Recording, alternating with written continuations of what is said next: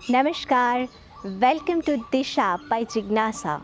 दोस्तों, अगर आपकी थाली में कंकर या पत्थर परोसे जाएंगे या फिर आपको बासी या सड़ा हुआ खाना दिया जाएगा, तो क्या आप पसंद करोगे?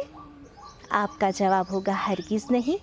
हमें तो बहुत अच्छा खाना मिल रहा है, तो फिर ऐसा खाना क्यों पसंद करेंगे जो अपने स्वास्थ्य के लिए हानिकारक है? बहुत सत्य कहा आपने। अगर आप अपने शरीर के स्वास्थ्य के प्रति इतने जागरूक हैं, तो फिर कभी मन के स्वास्थ्य के बारे में सोचा है? जी हाँ दोस्तों, आज तो साइंस ने भी ये कह दिया है कि 90% से ज़्यादा बीमारियाँ मन के कारण होती है। अगर आपको अपने शरीर को स्वस्थ रखना है, अपनी इम्यूनिटी को बढ़ाना है, तो आपको कई गुना ज़्यादा काम अपने मन के ऊपर करना पड़ेगा। और आज की इस वीडियो में हम बात करेंगे माइंड न्यूट्रिशन के बारे में। अभी तक आपने चैनल को सब्सक्राइब नहीं किया है तो ज़रूर कर दीजिए एंड इसे शेयर कीजिए ताकि और लोगों को भी ये जानकारी प्राप्त हो पाए।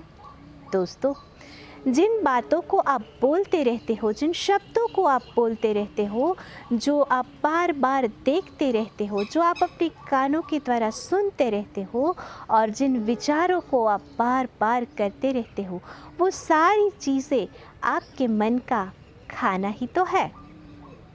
और अगर आपको अपने मन को बेहतर करना है, मानसिक स्वास्थ्य को बढ़ाना है, तो इन सारे खाने जो आप दे रहे हो उनके प्रति सजग रहना पड़ेगा कि आप क्या बोल रहे हो, क्या देख रहे हो, क्या सुन रहे हो, क्या सोच रहे हो।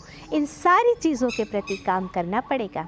एंड मानसिक स्वास्थ्य को बेहतर करने के लिए माइंड न्यूट्रिशन पी के बारे में आज बात करेंगे। Yes, P for positivity, P for peace and P for prayer। अगर आपने इन 3 बातों को अपना लिया तो आप हमेशा अपने मानसिक स्वास्थ्य को अच्छा कर पाएंगे और उसी आधार पर आपका शारीरिक स्वास्थ्य और जीवन की और सारी चीज़ें भी अच्छी रहना संभव है। हमेशा सकारात्मक रहिए, पॉजिटिव रहिए, क्योंकि हमारे आसपास ऐसे हज़ारों उदाहरण हैं जिनके जीवन में परिस्थितियाँ विपरीत थी, लेकिन उनकी मन की स्थिति उनके अनुकूल थी, सकारात्मक थी, तो उन्होंने उन सारी परिस्थितियों के ऊपर विजय प्राप्त कर लिया। हमेशा सकारात्मक रहना अपने मानसिक स्वास्थ्य के लिए बहुत बहुत बेहतर है। पी फॉर पीस, शांत रहना शुरू कीजिए। जी हाँ, शांत रहना कोई और लोगों के कारण, कोई परिस्थिति के कारण संभव होगा ये नहीं है। अपने आप में शांत रहना यह आपका चुनाव है।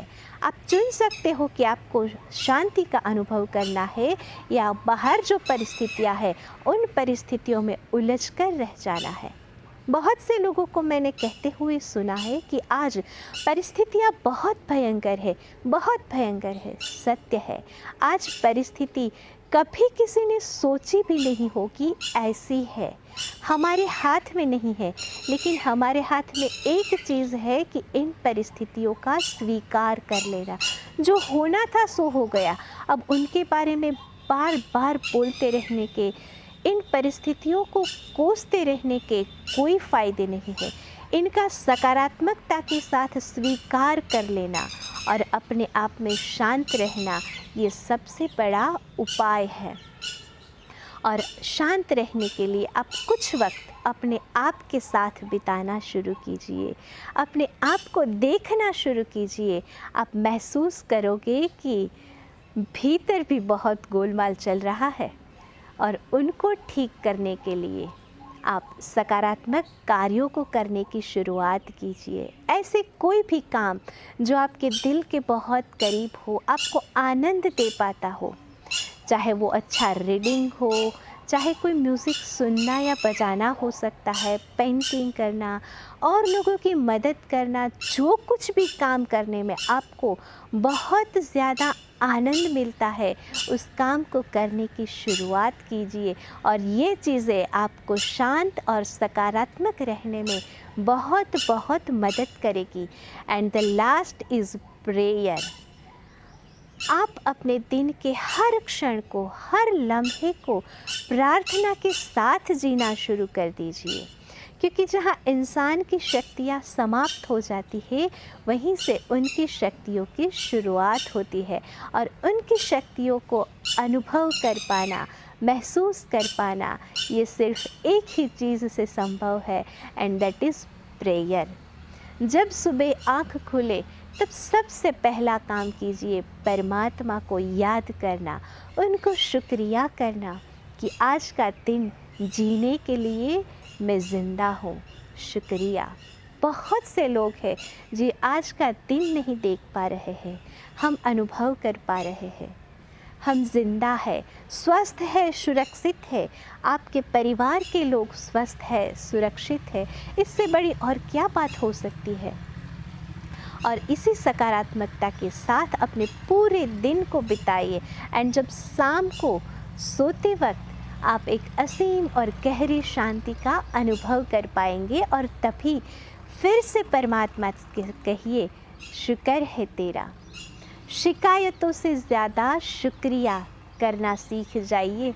ज़्यादातर लोग शिकायतों में अपना वक्त बर्बाद करते रहते हैं, जिनसे जीवन में कोई भी अच्छा परिणाम नहीं मिलेगा, पर आप और ज़्यादा दुखी हो जाओगे। लेकिन एक बार अगर शुक्रिया कहना सीख लिया, उस परमात्मा के साथ जुड़ना सीख लिया, आपकी सारी शिकायतें ख़त्म हो जाएगी। तो अगर आपको अपनी इम्यूनिटी को बढ़ाना है, हमेशा खुश रहना है, तो शरीर के स्वास्थ्य का तो ख्याल रखना ही है, लेकिन उनसे कई गुना ज़्यादा ख्याल मन के स्वास्थ्य का रखना है। और इसीलिए मन को ये सारे खुराक देने पड़ेंगे। जीवन आपका है, इस जीवन को किस तरह से जीना, ये फैसला भी आप ही का होना चाहिए। हमेशा सकारात्मक रहे, स्वस्थ रहे, सुरक्षित रहे।